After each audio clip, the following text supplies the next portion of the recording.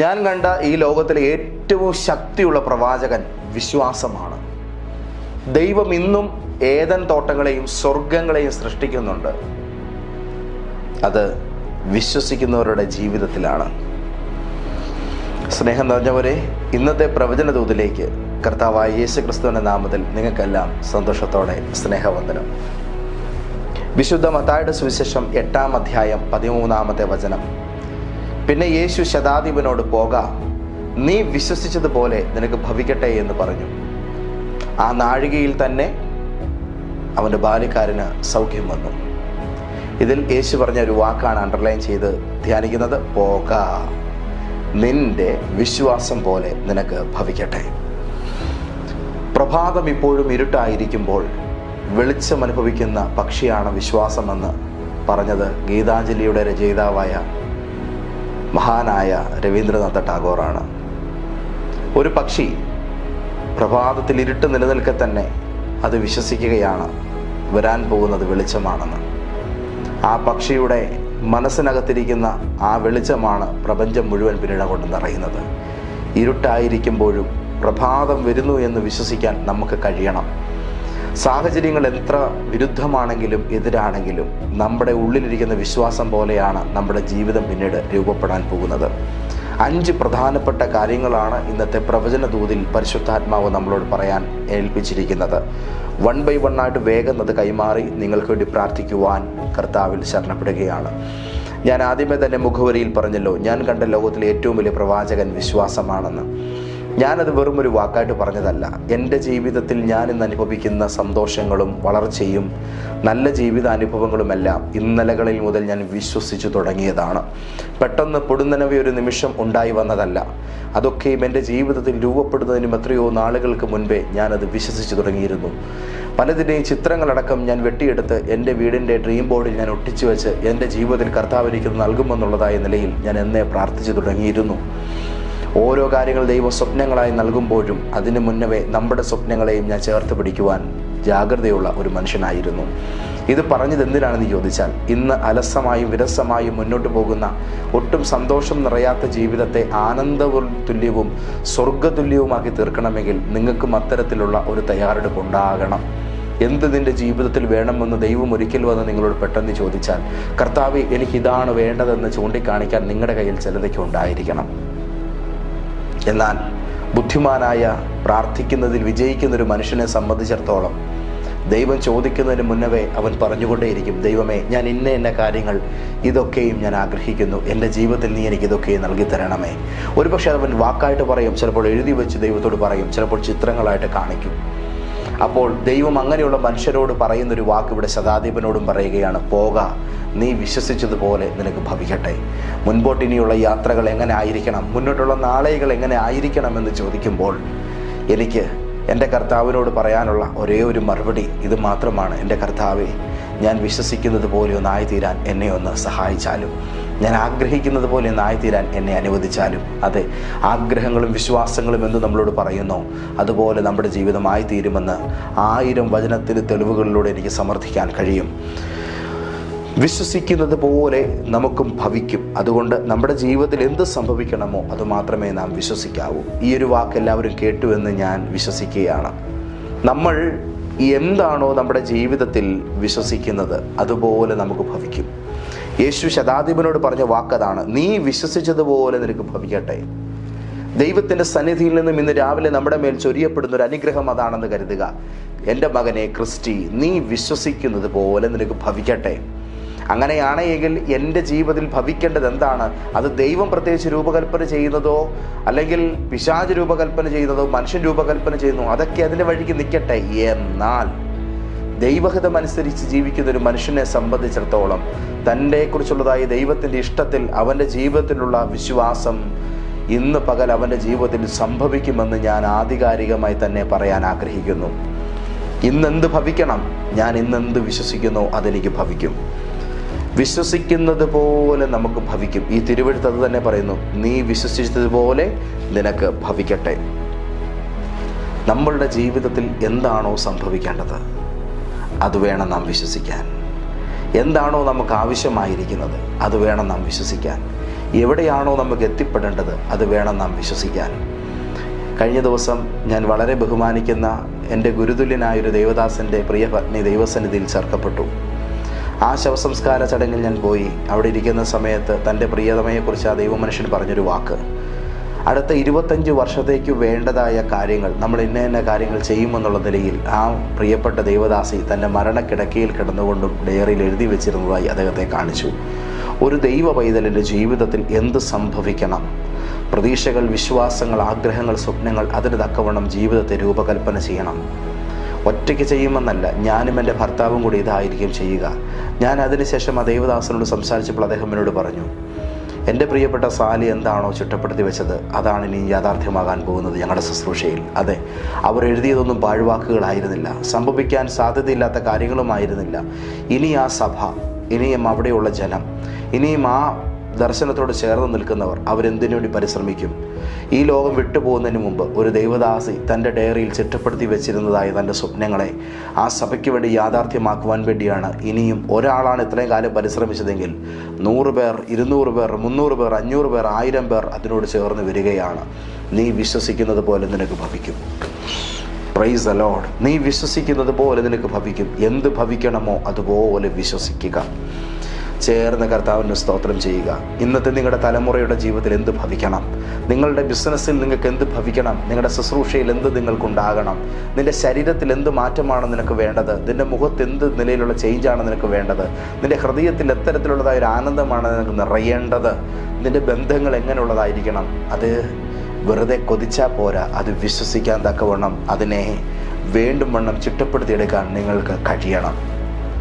ഒരു മനുഷ്യൻ്റെ ജീവിതത്തിലെ സാമ്പത്തിക നിലകൾ വളരുന്നത് അടിത്തട്ടിലെ പ്രതിഫലനങ്ങളാണ് അവൻ്റെ ജീവിതത്തിൻ്റെ മേഖലകളിൽ ബഹിർസ്ഫുരിക്കപ്പെടുന്നത്. ഉള്ളിൻ്റെ ഉള്ളടകളിൽ ദാരിദ്ര്യമാണെങ്കിൽ ആ മനുഷ്യൻ്റെ ജീവിതം കംപ്ലീറ്റ്ലി ദാരിദ്ര്യമായിരിക്കും. ശൂന്യതകളാണ് ഉള്ളിൽ കൊണ്ടു നടക്കുന്നതെങ്കിൽ ആ മനുഷ്യന് ലോകത്തിന് മുമ്പിൽ പ്രദർശിപ്പിക്കാൻ ശൂന്യതകളെ ഉണ്ടായിരിക്കുകയുള്ളൂ. നിങ്ങളുടെ ഉള്ളിൽ ഭാവന സമ്പന്നമായൊരു ഹൃദയമുണ്ടെങ്കിൽ നിങ്ങൾ ഈ ലോകത്ത് ഒരു കലാകാരനായി അറിയപ്പെടും. നിങ്ങളുടെ ഉള്ളിൽ സംഗീതമുണ്ടെങ്കിൽ നിങ്ങൾ ഈ ലോകത്തൊരു ഗായകനോ ഗായികയായോ അറിയപ്പെടും. നിങ്ങളുടെ ഉള്ളിൽ മികച്ച ഒരു വാഗ്മിയുണ്ടെങ്കിൽ നിങ്ങൾ ഈ ലോകത്തൊരു മികച്ച പ്രസംഗകനായി അറിയപ്പെടും.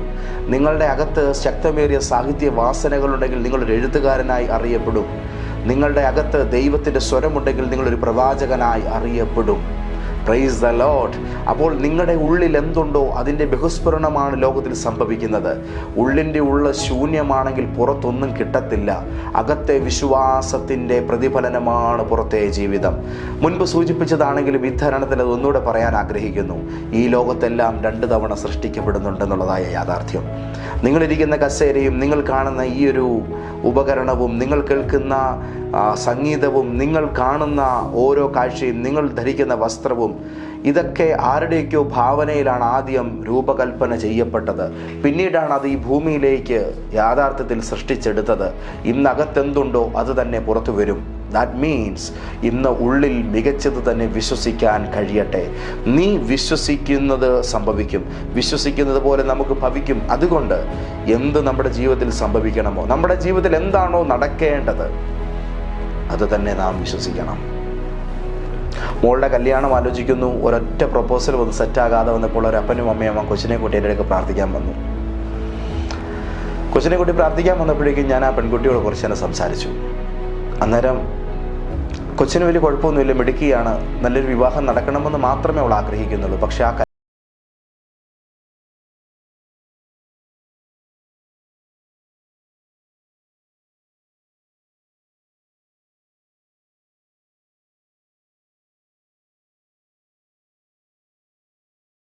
അവൾ പുറത്ത് വന്നപ്പോഴേക്കും റിസൾട്ടൊക്കെ വരാൻ സമയമാകുമ്പോഴേക്കും ആ കൊച്ചിനെ എത്രയും പെട്ടെന്ന് പിടിച്ച് കെട്ടിക്കണം എന്നുള്ളതായിരുന്നു അപ്പൻ്റെ അമ്മയുടെ ആഗ്രഹം.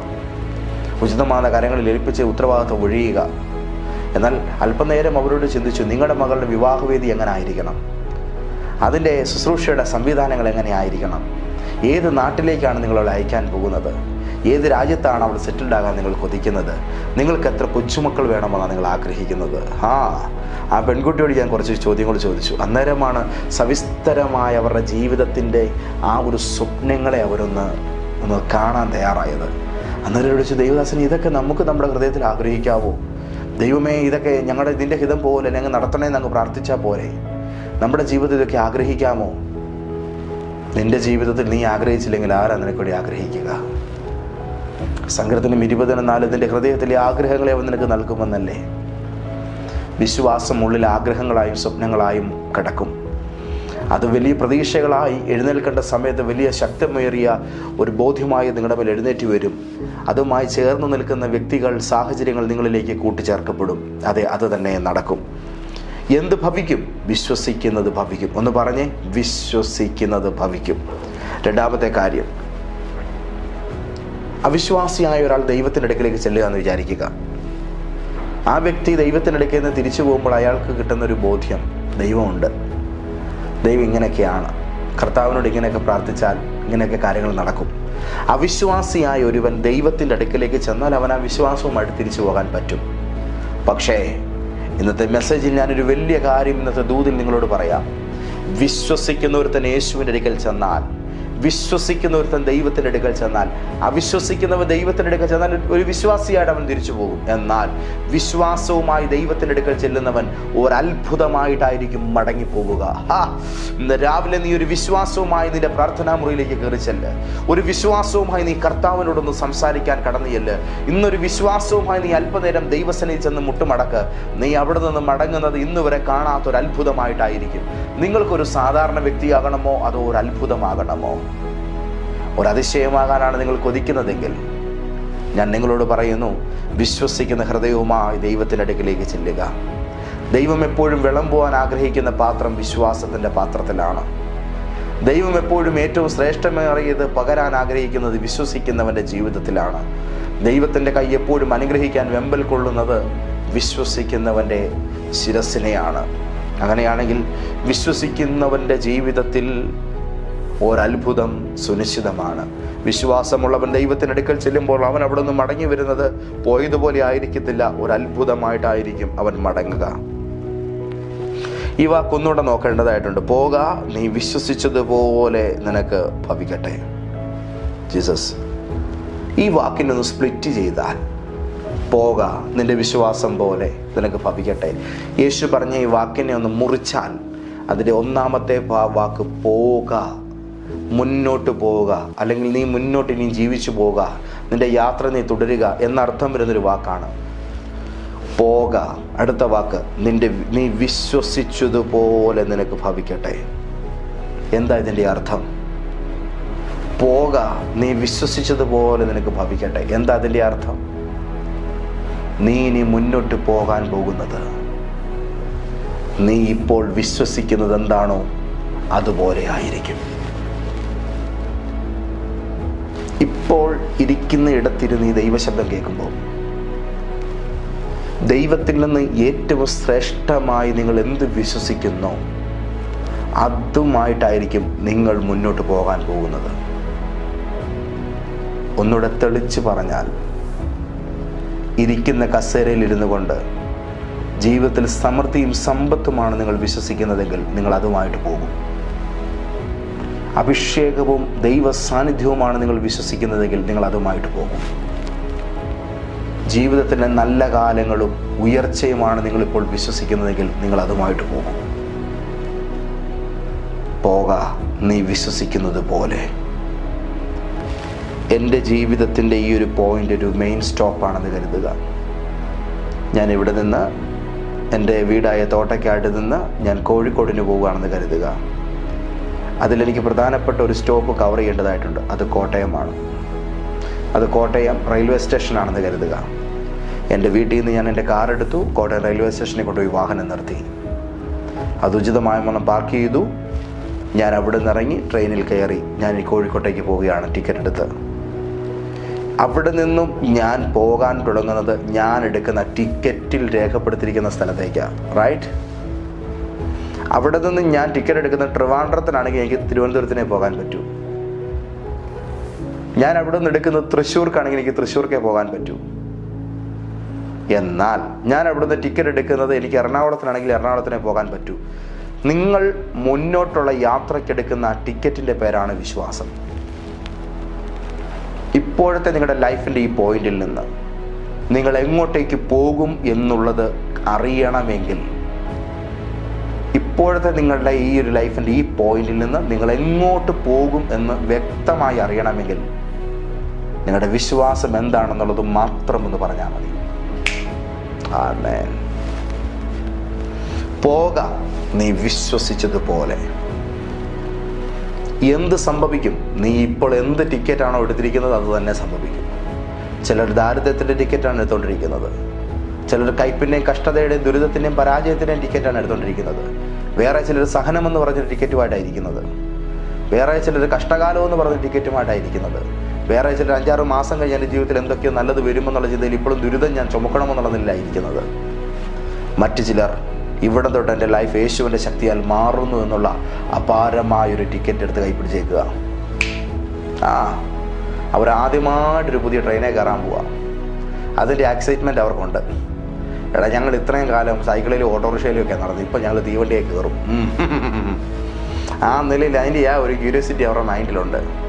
നിൻ്റെ ഗതികെട്ട ജീവിതം ഇവിടം കൊണ്ടങ്ങ് അവസാനിപ്പിച്ചിട്ട് ഇവിടെ നിന്ന് അങ്ങോട്ട് കർത്താവിലുള്ള സന്തോഷം നിറഞ്ഞൊരു പുതിയ ലൈഫ് നിനക്ക് പ്രാപിക്കരുതോ? അതിനെന്ത് ചെയ്യണം? Change your mind. നിൻ്റെ വിശ്വാസത്തെ എന്നിട്ടൊന്ന് പുതുതാക്കുക. ഇത്രയും കാലത്ത് നിൻ്റെ ബിലീവ് സിസ്റ്റമാണ് നിന്നെ ഇവിടം വരെ കൊണ്ടുവന്നത്. എടുത്ത് ദൂരോട്ട് കളഞ്ഞിട്ട് നല്ലതൊന്നെടുത്ത് അകത്തോട്ട് പോയി കൗണ്ടറിൽ കയറി നല്ലൊരു ടിക്കറ്റ് എടുക്കുക. ജീസസ്, ഇവിടെ നിന്ന് നിൻ്റെ ലൈഫ് മാറുകയാണ്. പോക നീ വിശ്വസിച്ചതുപോലെ. ജീസസ്, നാം ഇനിയും ഇവിടുന്ന് മുന്നോട്ട് പോകുന്നത് നാം എന്ത് വിശ്വസിക്കുന്നു അതുപോലെ മാത്രമായിരിക്കും. എത്ര ഉന്നതമായത് വിശ്വസിക്കുന്നോ അത്രമേൽ ഉന്നതമായി നിങ്ങൾ ഇനി മുന്നോട്ട് പോകും. ഇതൊരു ഭയങ്കര സത്യമാണ്. ഇവിടെ ഇരുന്നു കൊണ്ട് ഈ പ്രവചനദൂത് കേൾക്കുന്ന സകലരോട് ഞാൻ പറയാം, നിങ്ങളിപ്പോൾ എന്ത് വിശ്വസിക്കുന്നോ അതുപോലെ നിങ്ങൾ പോകും. ദാറ്റ് മീൻസ് എത്ര ഉന്നതമായത് നിങ്ങൾ വിശ്വസിക്കുന്നോ അത്രത്തോളം ഉന്നതമായി നിങ്ങളുടെ ലൈഫ് മുന്നോട്ട് പോകും. ധൈര്യമുണ്ടോ? ഇടവും വലവും നോക്കാതെ, അവർ വിവരമൊക്കെ എന്നാ പറയുമെന്ന് ചിന്തിക്കാതെ, എൻ്റെ ജീവിതത്തിന് നല്ല കാലങ്ങൾ എനിക്ക് നേടണമെന്നുള്ളതായ ആ വലിയ ചിന്തയോടെ ജീവിതത്തെ സ്വന്തമായിട്ടൊന്ന് സ്നേഹിച്ചുകൊണ്ട് ഈ ലൈഫ് ഒന്ന് ദൈവത്തോടു കൂടി ഒന്ന് ആസ്വദിക്കാൻ തീരുമാനിച്ചുകൊണ്ട് ഒന്ന് മുന്നോട്ട് പോകാൻ ഒന്ന് തീരുമാനിക്കാമോ? കഴിഞ്ഞ ദിവസം ഒരാളെന്നോട് പറഞ്ഞു, ദൈവദാസനെ നിങ്ങളുടെ വാക്ക് കേൾക്കുമ്പോൾ വലിയ പ്രചോദനമാണ്. പക്ഷെ 1-2 പേര് എന്നോട് പറഞ്ഞു. എന്തു പറഞ്ഞു?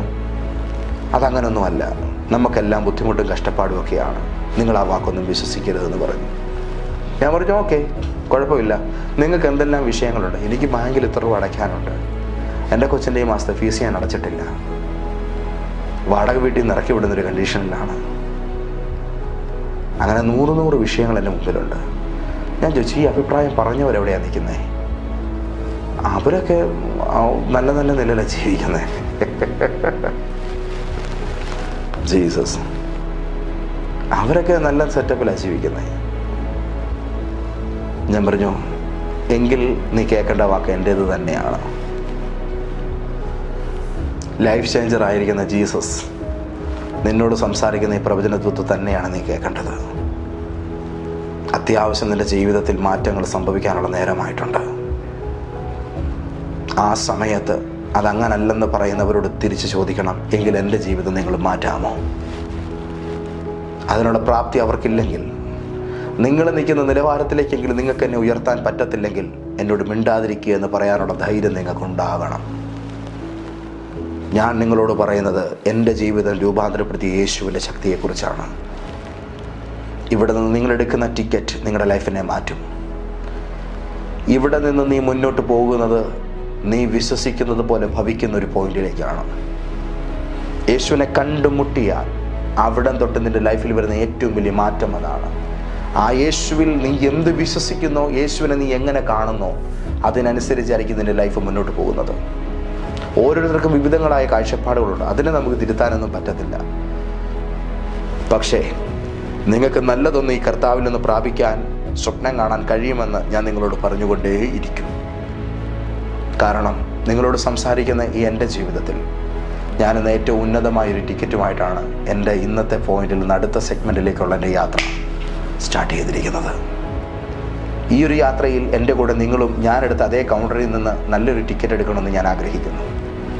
പരിശുദ്ധാത്മാവ് അതിന് നിങ്ങളുടെ ബുദ്ധിയെ തുറന്ന് തെരുമാറാകട്ടെ. നോക്കൂ, മത്തായി 8:13 വേദഭാഗം.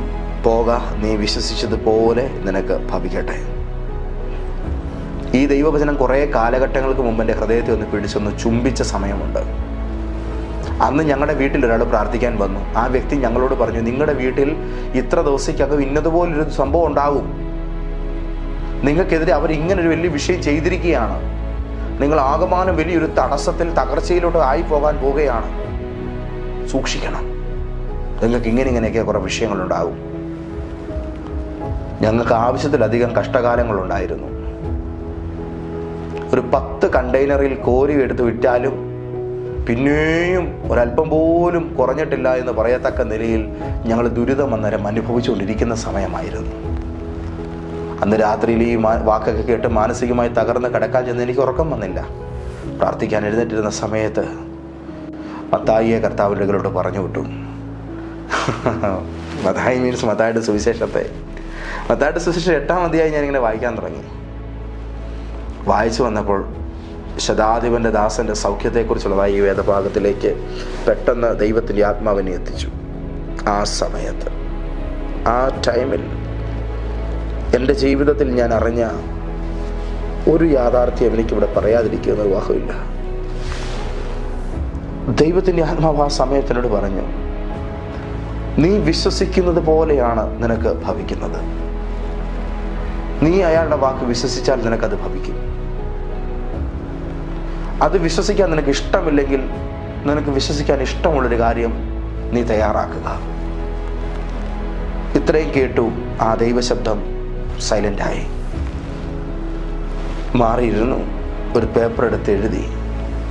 അന്ന് ഞാൻ കിടക്കുന്ന വീടിൻ്റെ ചുവര് തേച്ചതല്ല, പക്ഷേ തേക്കാത്ത ചുവരുള്ള കുറിക്കാത്താണ് ഞാൻ കിടക്കുന്നതെന്ന് ആർക്കും മനസ്സിലാകത്തില്ല. കാരണം മുഴുവൻ വിശ്വാസത്തിൻ്റെ വചനങ്ങളാലും വാഗ്ദത്തത്തിൻ്റെ വാക്കുകളാലും പേപ്പറുകൾ മുഴുവൻ ഒട്ടിച്ചൊട്ടിച്ച് നിർത്തിയിരിക്കുന്ന ഒരു റൂമിനകത്താണ് ഞാൻ എൻ്റെ ജീവിതം നിലനിർത്തിരുന്നത്. എൻ്റെ കഥകെ മുഴുവൻ വിശ്വാസത്തിൻ്റെ വചനങ്ങളാണ്. എൻ്റെ ചുവരെ മുഴുവൻ വിശ്വാസത്തിൻ്റെ വചനങ്ങളാണ്. ഞാൻ എഴുന്നേൽക്കുമ്പോൾ ഞാൻ പറഞ്ഞില്ല, ഒരു ഡ്രീം ബോർഡ് എൻ്റെ മുമ്പിലുണ്ട്. ഞാനിത് കണ്ടും കേട്ടും അനുഭവിച്ചുമാണ് എപ്പോഴും ആയിരിക്കുന്നത്. ഒരു മൈന്യൂട്ട് സെക്കൻഡിലേക്ക് പോലും എൻ്റെ ഫെയ്ത്തിനെ താഴാൻ ഞാൻ അനുവദിച്ചിരുന്നില്ല. അവനെ ഇങ്ങനെ എനിക്ക് നിർത്തണം, ക്രിസ്റ്റി വിശ്വസിക്കുക, ഇങ്ങനെ ഞാൻ എപ്പോഴും എന്നോട് തന്നെ പറഞ്ഞുകൊണ്ടേയിരുന്നു. ആ നിലയിൽ ഒരു അല്പം പോലും താഴാൻ തയ്യാറില്ലാതായിരിക്കുന്ന സമയത്ത് പിന്നെയും എൻ്റെ മനസ്സിൽ പരിശുദ്ധാത്മാവ് പറഞ്ഞു, നിനക്കെന്താണോ വിശ്വസിക്കാൻ ഇഷ്ടം നീ അതൊന്ന് തയ്യാറാക്കുക. എഴുതി അല്പം നേരങ്ങൾക്ക് പുറകിൽ കേട്ട ആ പദങ്ങളെ, ആ സ്വരങ്ങളെ, ആ പ്രവാചക വാക്കുകളെ എനിക്ക് മാറ്റി വിശ്വസിക്കാൻ അല്പം പ്രയാസമായിരുന്നെങ്കിലും ഞാൻ കടിച്ചു പിടിച്ച് എഴുതി. അപ്പോഴും ഒരു ഭയം എന്നെ അലട്ടുന്നുണ്ടായിരുന്നു. എഴുതി കഴിഞ്ഞപ്പോൾ എന്നോട് എഴുതാൻ പറഞ്ഞ പരിശുദ്ധാത്മാവിൻ്റെ സ്വരം പിന്നെയും എൻ്റെ അടുക്കലേക്ക് വന്നു. എന്നിട്ടൊരു വാക്ക് എന്നോട് പറഞ്ഞു. ആ വാക്ക് എനിക്ക് നിങ്ങളോട് പറയാൻ വലിയ സന്തോഷമുണ്ട്. നിന്റെ വിശ്വാസത്തിന് വിപരീതമായതൊന്നും സംഭവിക്കത്തില്ല. നിന്റെ വിശ്വാസത്തിന് വിപരീതമായതൊന്നും സംഭവിക്കത്തില്ല. കാരണം ഈ തിരുവെഴുത്ത് അങ്ങനെയാണ് പറയുന്നത്. സംഭവിക്കേണ്ടത് എന്താണ്? നീ എന്ത് വിശ്വസിക്കുന്നോ അതുപോലെയാണ് നിന്റെ ജീവിതത്തിൽ സംഭവിക്കേണ്ടത്. അവരും ഇവരും പറയുന്നത് പോലെയല്ല, അവർ നിരൂപിക്കുന്നത് പോലെയും ഇവർ ചിന്തിക്കുന്നത് പോലെയുമല്ല.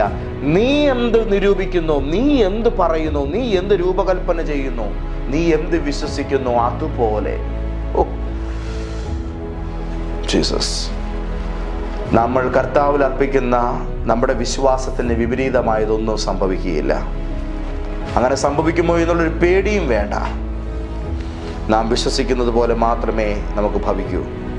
യേശുവിൻ്റെ വാക്ക് നീ വിശ്വസിക്കുന്നത് പോലെ നിനക്ക് ഭവിക്കട്ടെ എന്നാണ്. ആമേൻ. ഞാനൊരു പേപ്പറും പേനായും എടുത്ത് വേദപുസ്തകം വായിക്കാനിരിക്കുമ്പോഴേക്കും എൻ്റെ സമീപത്ത് വെക്കും.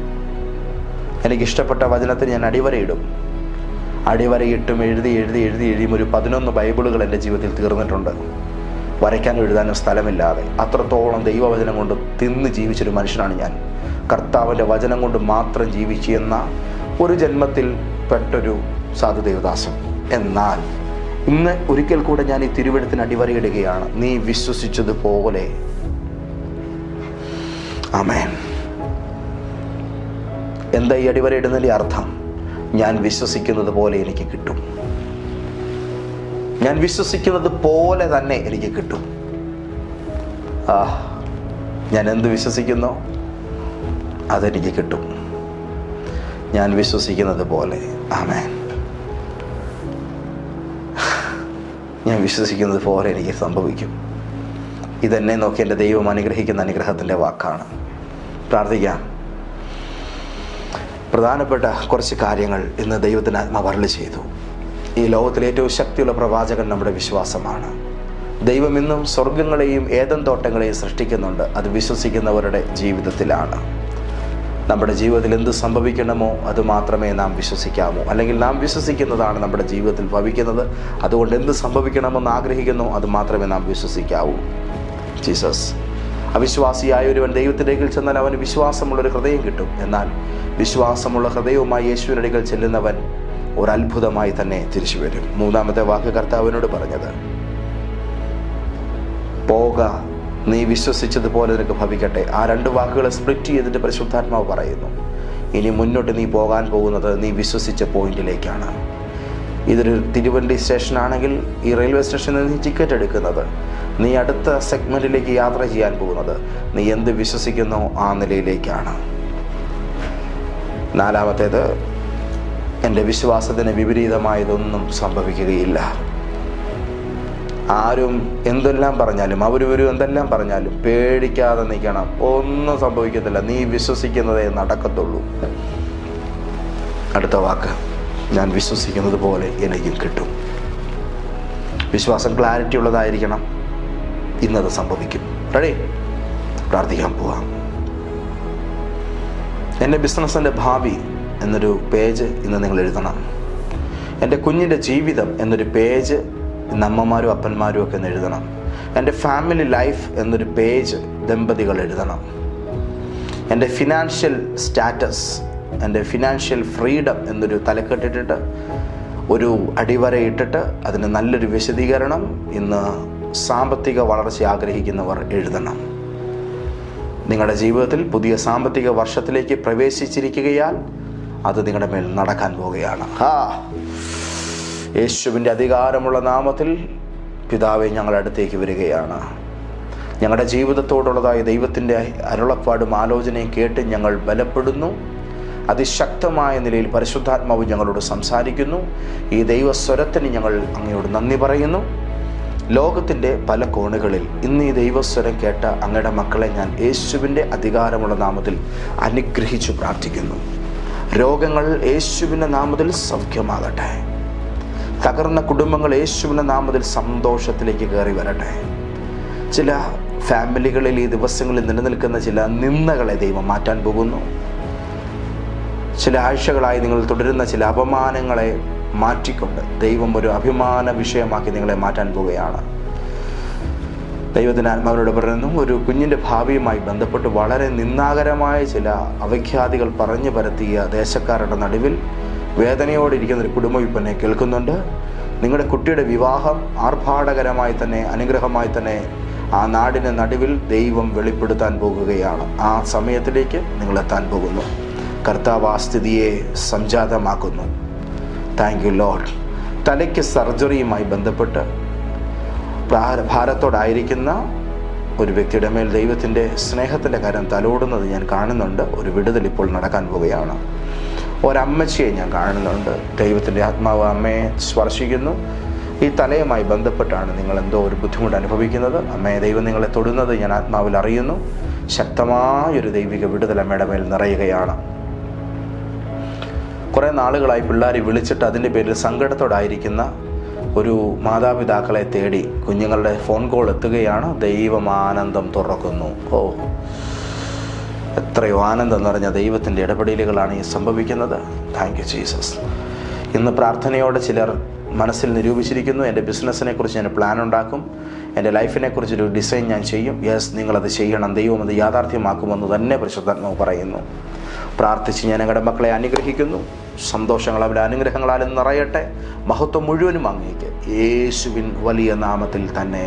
ആമേൻ. ഒത്തിരി ആനന്ദത്തോടെ ഇന്നത്തെ എപ്പിസോഡ് ഇവിടെ അവസാനിക്കുന്നു. നാളത്തെ പ്രവചനദൂതിൽ നമുക്ക് കാണാം.